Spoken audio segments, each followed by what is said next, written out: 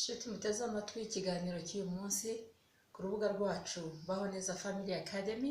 Ndabasuhuje, ni jyewe inshuti y'umuryango dusanzwe tuganira, twamaze gutangira ibiganiro byiza birebana no gufatanya kugira ngo duteze umuryango wacu imbere. Kuri uyu munsi rero dufite ikindi kiganiro cyiza twabateguriye, twifuza ko twaganiraho tugasangira ibitekerezo muri wa murongo nyine mwiza wo kwita ku bacu, abari mu muryango, abo dusiga mu muryango. Turagira ngo tuganire ku kintu cyiza nanone kita ku byerekeranye n'umutekano w'abana igihe twagiye tutari hafi, kuko murabizi ko ababyeyi barakora kugira ngo imiryango itere imbere, abana babeho neza, babone ibyo bakeneye, n'ababyeyi kandi nabo bashobore kubaho. Ikindi nanone tuzi ni uko imiryango yacu haba mu Rwanda, muri Afurika, yewe no mu bihugu byateye imbere, hari aho usanga bafite abantu basiga mu ngo zabo kugira ngo babafashe kwita ku bana no ku byo basize inyuma. Ni byiza rero ko kubera ko turiho tuvuga abana, tuvuga abantu, umuryango ukwiye kumenya uko umwana basize inyuma, abana basize inyuma bameze, kugira ngo niba bagiye hanze, bwirirwe hanze batari buboneke, bamenye neza ko baza gusanga abana ari amahoro. Ibintu rero tuganiraho uyu munsi, turareba ababyeyi bakwiye kwita ku ki, bakwiye kureba ibiki, ese imiryango yacu imeze gute, kugira ngo tumenye koko wa mutekano dushaka, ya mahoro dushaka mu rugo kwaboneka.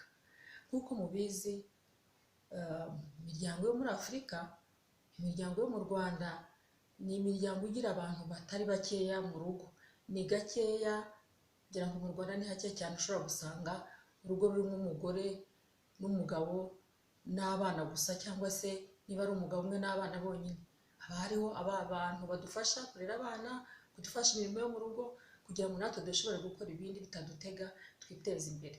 Ikindi dusanga nanone mu miryango yacu harimo abandi bantu twakiriye mu miryango yacu, harimo bene wabo w'umugabo, harimo bene wabo w'umugore, harimo yewe n'abandi bantu ushobora kuba waragiriye neza nta n'icyo mupfana. Ibyo ni ibyerekana ko mu rugo rw'Abanyafurika, mu rugo rw'Abanyarwanda, mu rugo rwo mu bihugu byinshi duturanye hano hafi mu biyaga bigari, haba harimo umuntu urenze umwe uri bubane n'uwo muryango. Icyo tugira ngo tuvuge hano rero, ni gute uri kumwe n'abo bantu ukaba ufite n'abana, ushobora kumenya ko umutekano w'abana uhari.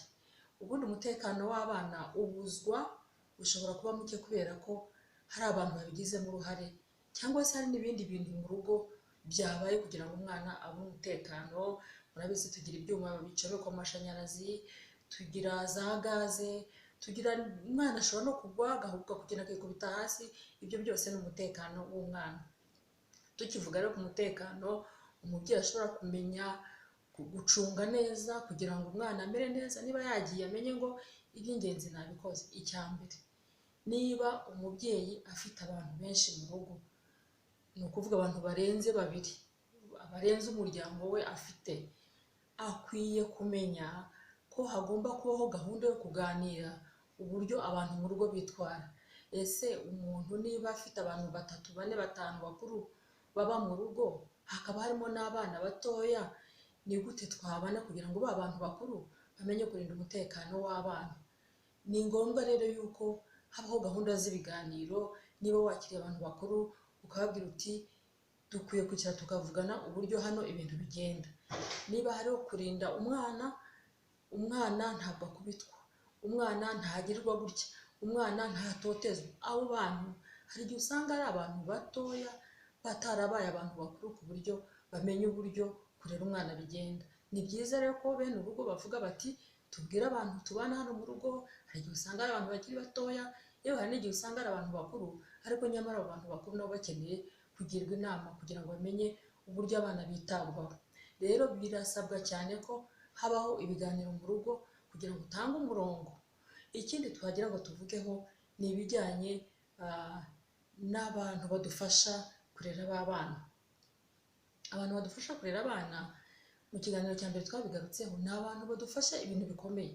Wowe nawe reba umuntu usigira umwana ukagenda ukagaruka ukaza kumusanga, ni umuntu wo kubahwa, ni umuntu w'agaciro, akora ya mirimo yose.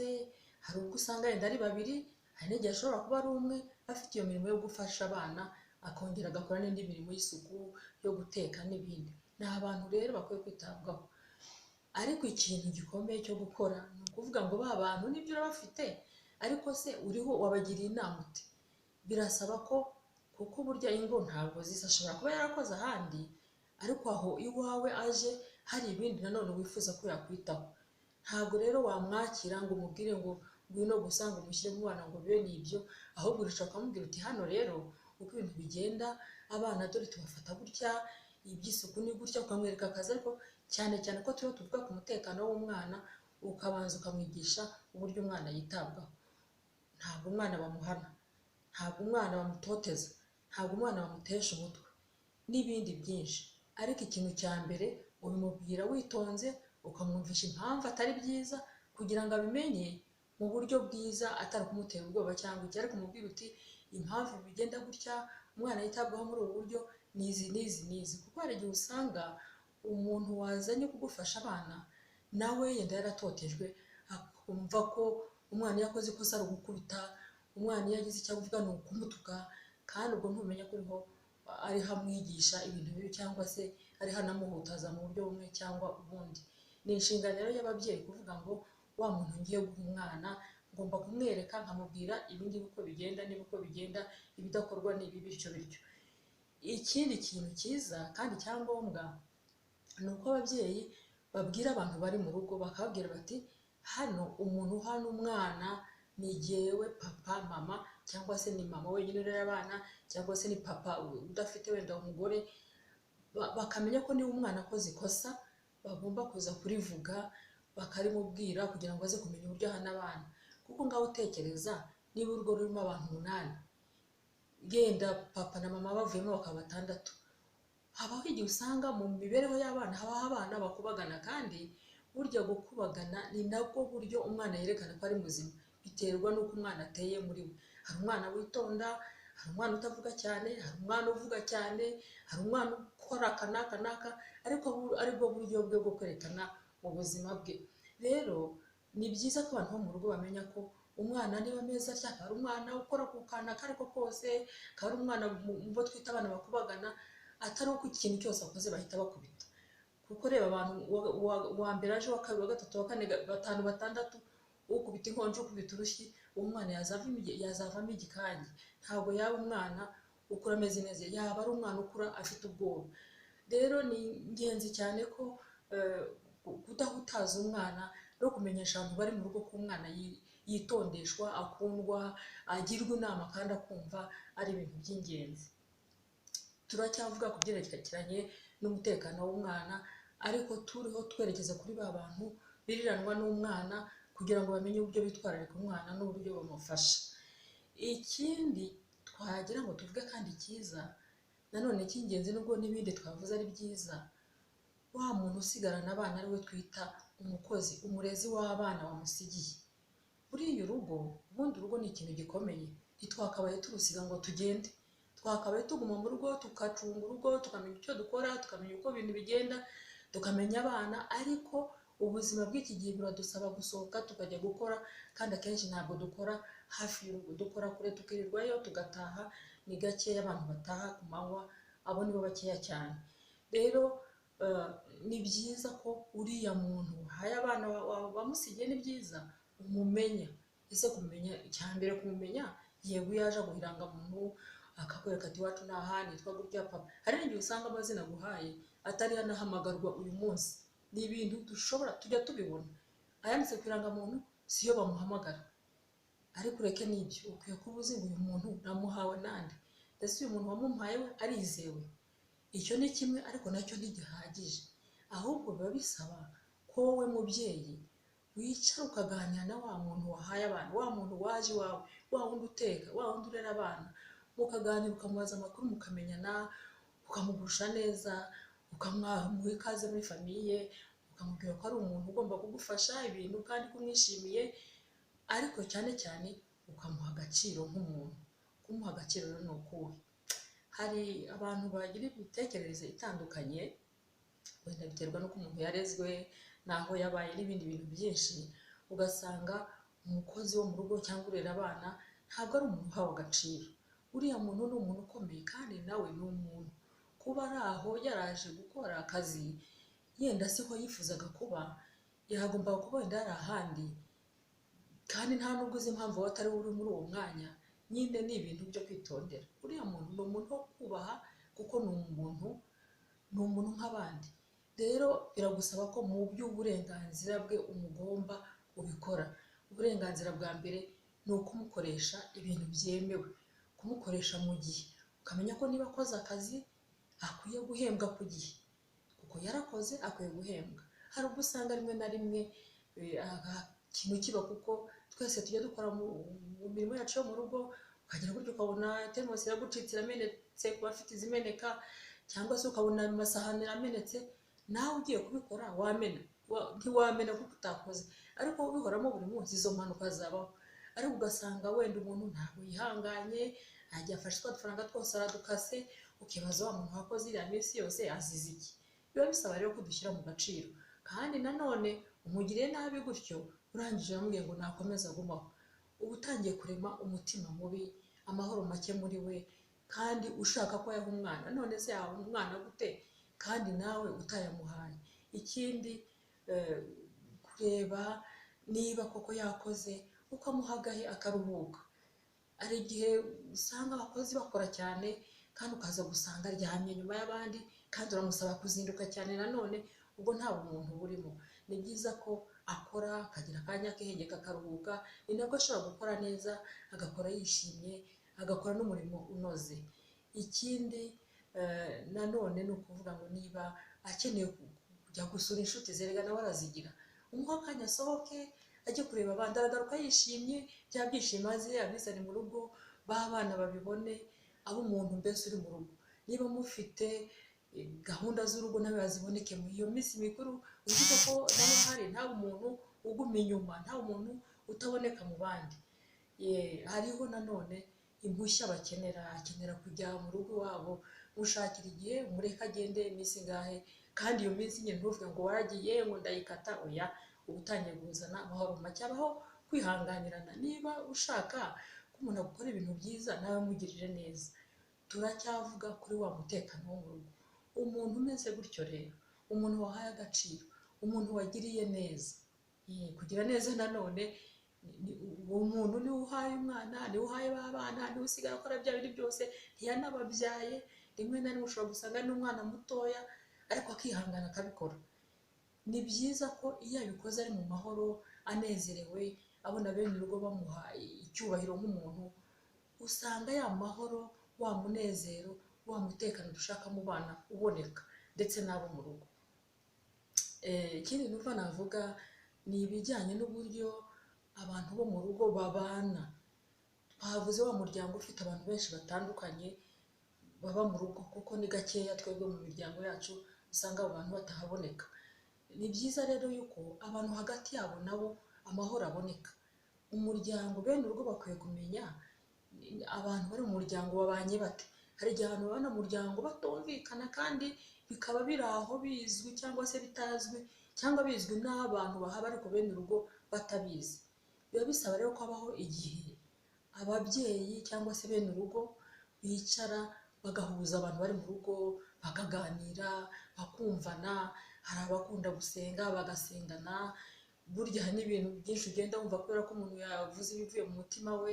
Ariko ikindi, mukaba ba nyir'urugo begerwa, ntube nyir'urugo utinyitse, kuko niba ushaka ko abana babona amahoro, nawe tanga amahoro, nawe egera abantu.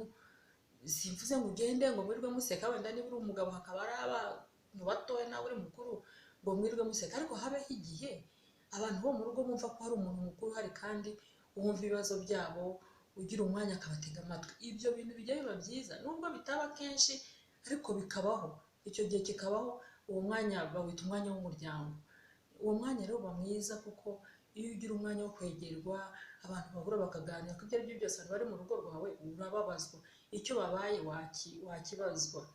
Muri uko gutanga amahoro mu rugo hagati y'abahari, ntabwo twakwibagirwa ko hari igihe usanga abantu bari mu rugo bavunisha abakozi bahaba uti gute, ukaba wasize imirimo nk'uko isanzwe wayisigira umuntu utuze gukora ibi n'ibi n'ibi n'ibi, noneho ba bantu bo mu rugo kenshi bikunda gukora abantu bakiri n'abatoya, ugasanga n'urugero wafashe nk'imyenda yujuje impati, iyi myenda nsange bagize gute wayimeshe. Ku mukozi ntabwo ari ibintu byoroshye kuko usanga afite nawe ibyo yahawe, yenda agatinya no guhakana, noneho ugasanga ibintu byambanye byinshi, bimwe arabikora neza cyangwa nabi kubera ko yabuze umuntu umufasha kumenya gukora ikibanza n'igikurikiraho. Rero bene urugo bakwiye no kumenya kuganiriza abantu baba mu rugo bakavuga bati ibi bintu bikorwa gutya, ibi biremewe, ibi ntibyemewe, ibi nawe gufasha ni byiza, uyu muntu mumwubahe. Kubahisha umukozi abantu bahaba ni ikintu cy'ingenzi cyane. Nanone kubahisha abana, kubabwira, kubamenyereza ko bakwiye kubaha umukozi uri mu rugo n'abandi bantu bari mu rugo, nabyo ni byiza. Hari igihe usanga abana nyine kubera ko aribyo baba babonye simbizi cyangwa biturutse muri bo ntawamenya, ugasanga abana baratuka abakozi barabafata nabi, ntabwo ari byiza. Iyo umwana adafata umukozi neza, witegure ko umukozi nawe azamwishyura kandi azabikora wowe utabizi, ntibibe byiza. Iyo rero ni inshingano y'ababyeyi, y'abene urugo kugira ngo bamenye kuruganiza cyangwa se gushyira gahunda mu byo bafite byo mu rugo. Ikintu numva ndi busorezeho ni ikintu cyiza cyane cyo kwegera abana. Abana hari ibintu bakwiye kubwirwa, hamwe no kwigisha abana kubaha abantu bari mu rugo, hamwe no kwigisha abana kubaha abakozi. Hariho umwanya wo gushakira abana umwanya wo kuganira. Urugero, hari nk'igihe usanga abana mu rugo batameze neza. Hari igihe usanga umwana, igihe cyose umubyeyi ageze mu rugo kwa kundi uje unaniwe nimugoroba, ukabona umwana ararira, icyo avuze ni ukurira. Rimwe na rimwe ukumva n'abakozi barakubwira ati erega uriya nyine ahora arira, ntubizi ko ariko ameze se, ugasanga nawe wabyemeye. Kubera iki? Ubonye umwanya wo kwicara ngo urebe neza ikintu cyabaye.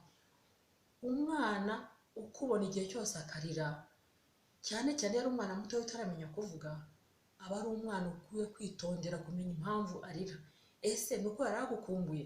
Niba yari agukumbuye, wicare umuganirize, museke gatoya, umuhe ako kanya gatoya, urukumbuzi rushire. Ariko niba uhora ubona arira, ntiwashaka nk'umubyeyi kumenya kuko iyo umwana ahora mbona akarira, ashobora kuba hari ikintu cyamubabaje, hari icyo bamukoreye. Ntabwo nshaka kuvuga yuko wenda nshaka guteranya abakozi n'abakoresha, njyewe ndo ndavuga ku mutekano w'abana mu rugo. Igihe umubyeyi aba adahari ngo arebe ibintu byose uko byagenze, umubyeyi akwiye kugira ubwenge akamenya uyu mwana mbona buri gihe akarira, ese sinkwiye kubaza neza nkitonda kuko uyu mwana mbona akarira bigenda bite? Hari igihe usanga ari bwo buryo bwe bwo kuvuga ibibazo yahuye nabyo. Nawe rero shaka umwanya ubimenye, umufashe kugira ngo ubikemure hakiri kare, bikiri mu nzira nziza, bigishoboka. Ikindi, hari abandi bana bashobora kugira ibibazo mu rugo, ugasanga cyane cyane ku bana batangiye kugira hejuru, bamaze kumenya kuvuga no gusobanura ibintu, imyaka 5, 6, 7 kuzamura, ugasanga we ahubwo kugira ngo umubaze ikintu byose araceceka. Ese wamubaza se ibi bintu byagenze bite, mwariye iki, bya bindi cwe, akavuga ati byagenze neza, ukabona hari ikintu ahishe. Ni byiza kumenya umwana impamvu atavuga ibintu, utamubaza ngo avuge, yakaba yavuga. Hari igihe asanga wenda akavuga ati mama n'ubundi nta mwanya afite, ibi namubwira nta n'icyo byamara, cyangwa se yaratewe ubwoba bamugirira nabi bakavuga ati nubivuga. Kandi ibyo bibaho, abakozi bajya batera abana ubwoba bakavuga ati nubivuga tuzagira gutya, ibi n'ibi n'ibi n'ibi, umwana akaryumaho. Wowe mubyeyi ukwiye kumenya kuko umwana atavuga kandi ari umwana uzi kuvuga, ari umwana uzi gusobanura ibintu. Egera abana ubabaze. Abana bakwiye umutekano mu rugo. Mu rugo ni iwabo. Nibatabonera umutekano iwabo, nibatabonera amahoro iwabo, uragira ngo bazayabonere hehe handi se? Ayo bagomba kubonera iwabo nibyo bya byo kurya twavuze muri ya video ya mbere, nibyo bagomba kurya bikazabakuza. Nagira umutekano iwabo azamenya ko nawe aho azaba kera nakura agomba kumenya umutekano. Ikindi, kubona akanya gato, ntukaryame mubyeyi utarebye abana. Nubwo waba unaniwe ute, fata iminota mikeya ugende ubasange. Niba ari mu cyumba cyabo, hari ibyumba byabo wabageneye, ugende wicare museke gato, muganire, babaze niba biga se ku ishuri byagenze gute, uyu munsi n'iki cyakunejeje. Iminota 15, 10 irahagije, museke muvuge, unarebe, ntiwumve gusa, unarebe uburyo bameze.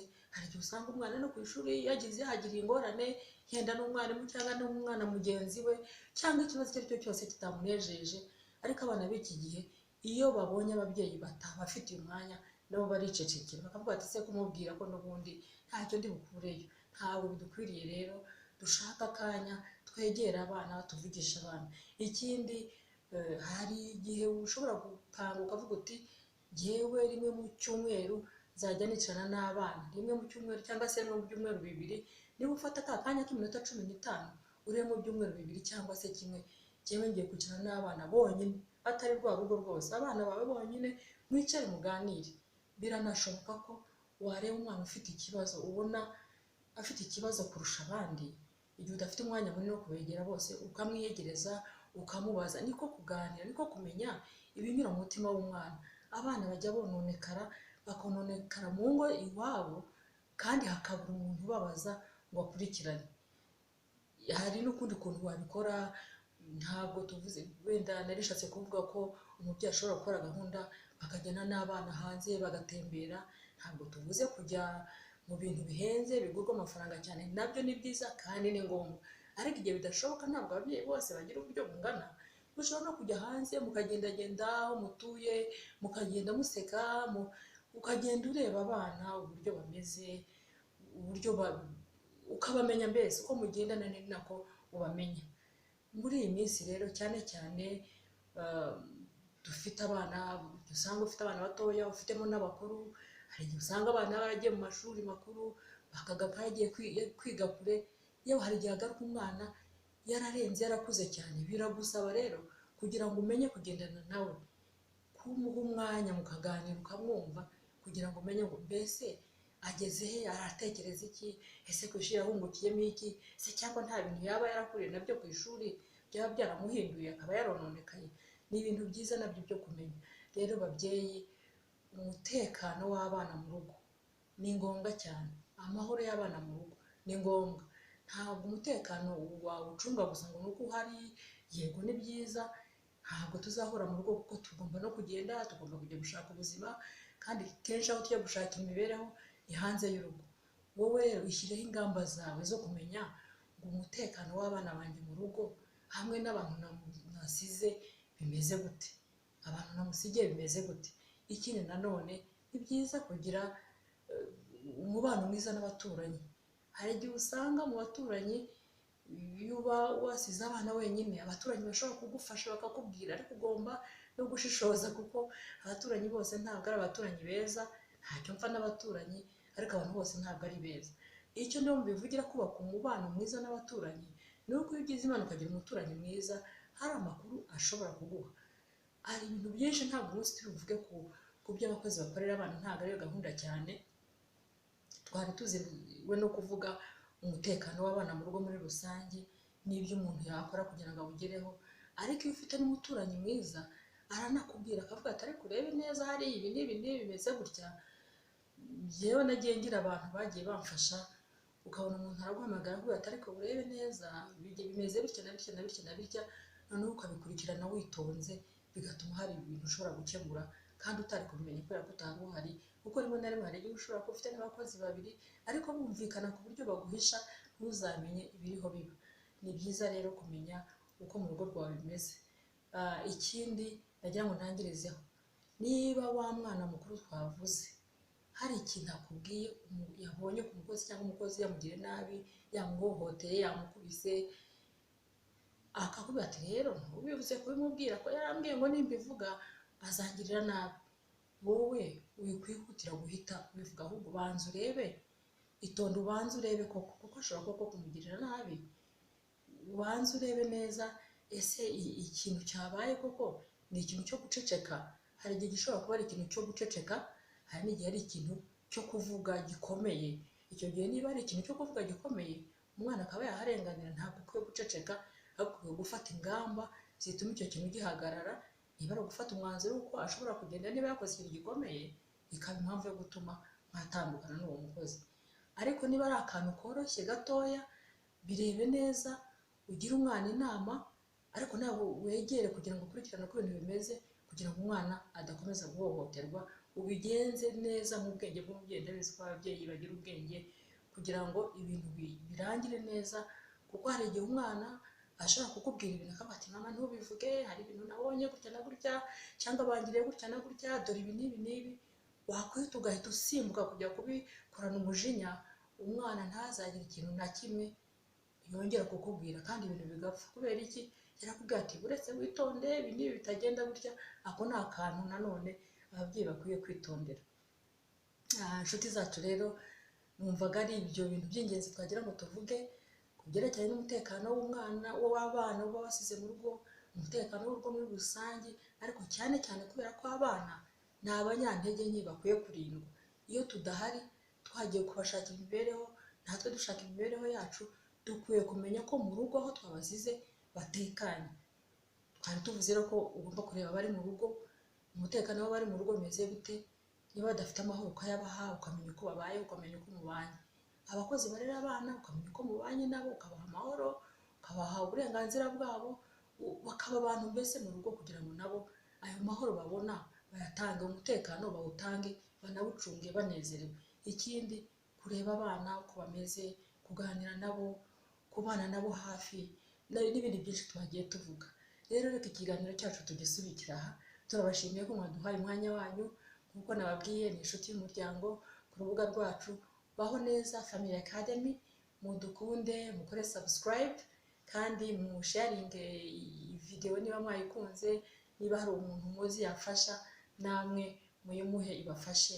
Nuko amahoro iwanyu, mugire umuryango mwiza, mugire umuryango wishimye, niyo ntego yacu.